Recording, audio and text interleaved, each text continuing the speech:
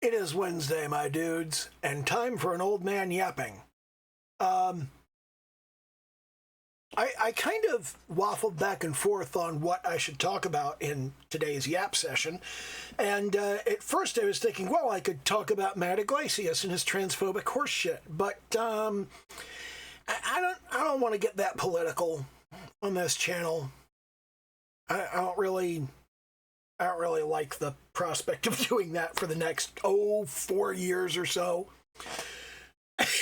But I do think it's important to mention to anybody that finds such things meaningful that yes, I saw what Matt said, and yes, I think it is transphobic horseshit. So if it's important to you that the people around you think his transphobic horseshit is in fact transphobic horseshit, yeah, it's transphobic horseshit. And the reek of turfery is all over it. So the other thing that I was thinking about talking, and I tend to do a lot of business and employment talk on these videos. And I thought about discussing, why it's frequently valuable for you to be in the office, even when you don't need to be in the office to do your job. But I didn't really want to open up that can of worms, because it's a complex topic, and the kind of people that need to be told about this complex topic are the kind of people that don't want to listen. So maybe I don't need to fucking talk about that, And then I thought, well, what have I been up to lately? And what I've been up to lately is, well, first of all, I've been pining away for Minecraft. I haven't played Minecraft in a really, really long time.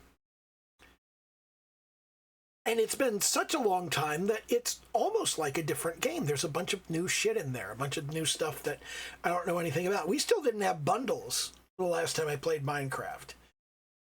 And I don't know. I don't know if I want to go back and start playing some Minecraft again or not. And then and as I was thinking about that, I came across this video on YouTube that's about how friendly is Terraria for new players.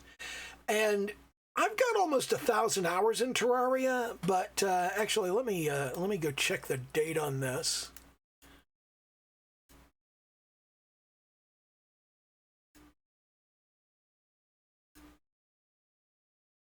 See, Terraria last played October 13th, 2020. So yeah, 4 years ago. I mean, I haven't played Terraria in 4 years. That's a long time.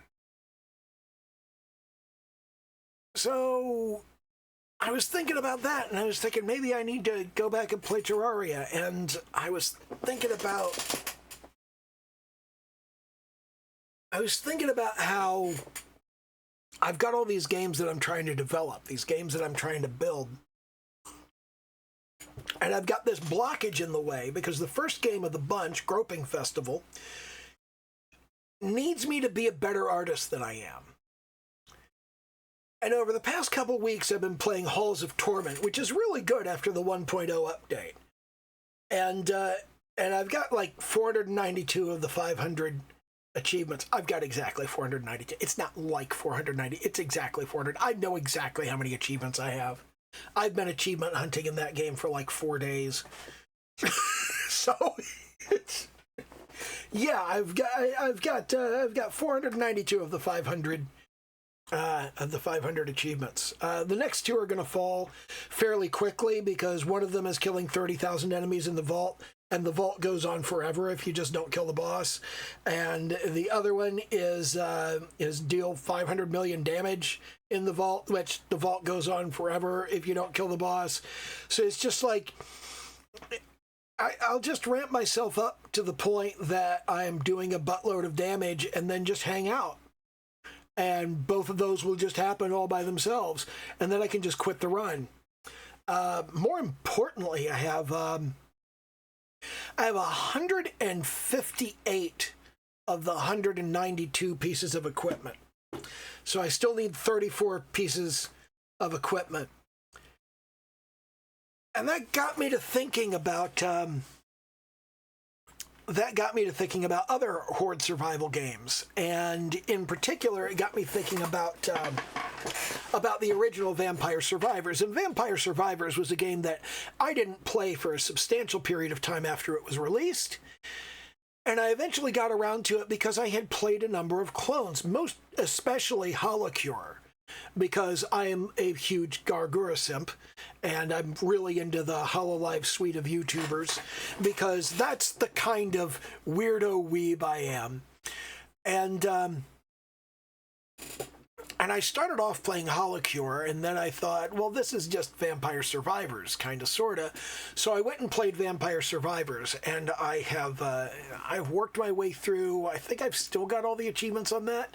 They did just do a new DLC, so that might not be the case anymore. Let me go check. The original Vampire Survivors, yeah, I still have all 220 achievements. I do not have the Castlevania DLC yet. I haven't gotten around to buying that, and I've stopped doing the thing where I buy DLC as soon as it comes out and then get to it when I get to it. And I've started buying it when I get to it, because why spend the money if you're not going to get to it? Because there might be something else you want to spend that money on. I mean, what does the new DLC cost? Probably $350.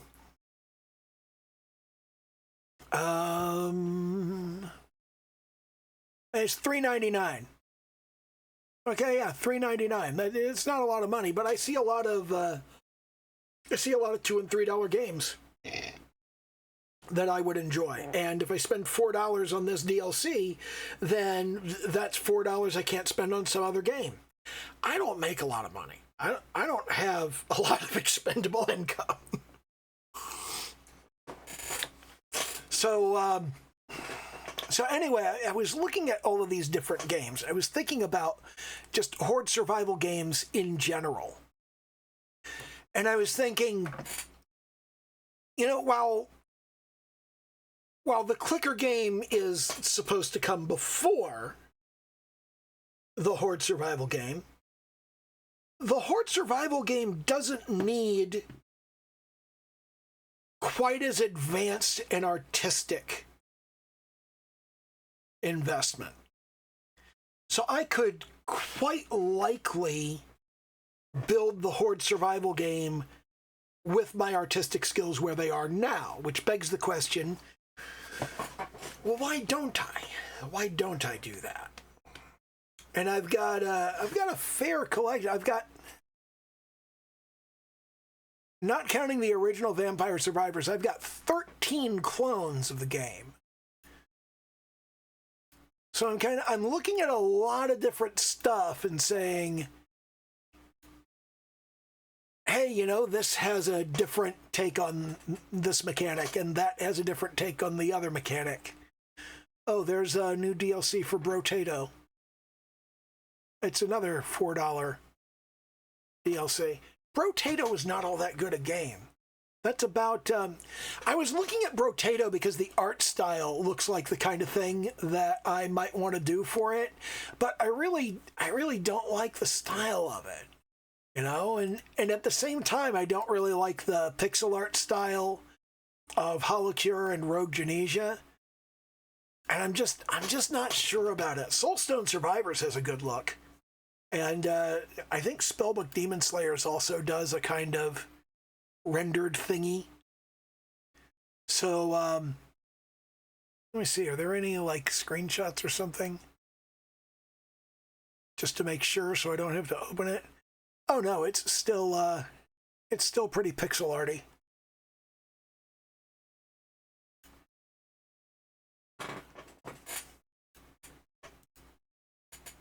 But yeah, I'm thinking about doing something that's kind of, not quite as chunky and blocky as Brotato, but I don't know. What would be the best explanation of the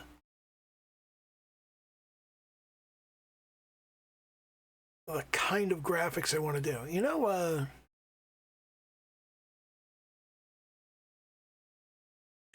I don't know. It's not really important. Anyway, my artistic skills are at a point where I could do a horde survival game.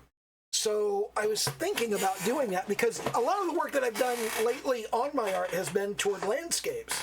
And landscapes are what's important for doing the kind of infinite scrolling background that we would have in this kind of game.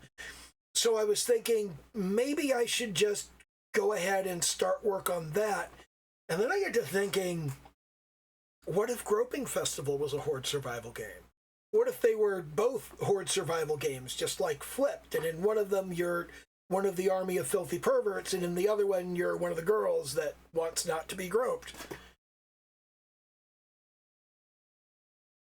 And I've just been kind of thinking about that and going back and forth on it, and I don't know whether I want to do this as two separate games or as one game with DLC. And that's kind of getting ahead of things anyway. But I should think in terms of being able to do a DLC later. Obviously, it's going to be a Godot engine game. But yeah, I'm sitting over here and I'm thinking about potentially beginning work on a horde survival game. But that needs to start with the artwork,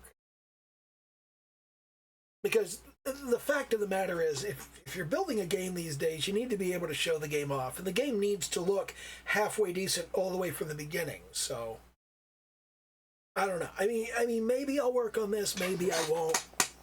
I'm not making any commitments right now, but I do feel like, after 3 years of working on the art and going, I'll do this game when my art's good enough, maybe I need to just do a different game. Maybe that's the direction that I need to take things. And the thing that I really wanted to kind of go over is that, the thing that I really wanted to mention is that I feel like there's a lot of fertile ground in the horde survival genre that isn't really being covered. But more importantly, the thing that kind of appeals to me about it is there's a fairly large problem of, in order for the game to be interesting and exciting, you need to have this vast array of items and weapons and artifacts and, different stuff that you can do. But in order for it to be accessible, you need to unlock this stuff bit by bit. And as more and more stuff becomes available, you need a way to winnow that selection down. I don't feel like anybody's done a very good job of handling that. And I'm not sure what the right way to handle that is. But kind of what I'm thinking along the lines of here is that if I go and do some work on a horde survival game, I get to put some effort towards solving that problem. And it's solving the problem that really appeals to me. I'm not entirely sure how you would solve that problem. But I do think I could figure out a solution. I do think that is a thing that I could figure out and a thing that I could work on. Anyway, that's about all we have time for. We're closing up on, it's almost 15 minutes now. So, yeah, anyway, I have been thinking about doing some work on a game because I've been playing Halls of Torment. That's a really good game. And I've been thinking about maybe going back and playing some Terraria and maybe going back and playing some Minecraft. I don't know. It's not like I had a real point tonight, but hey, it is just an old man yapping. If you like old men yapping, hit the subscribe button, and if you enjoyed listening to this yap, hit the like button. Leave a comment if you want, and okay, bye.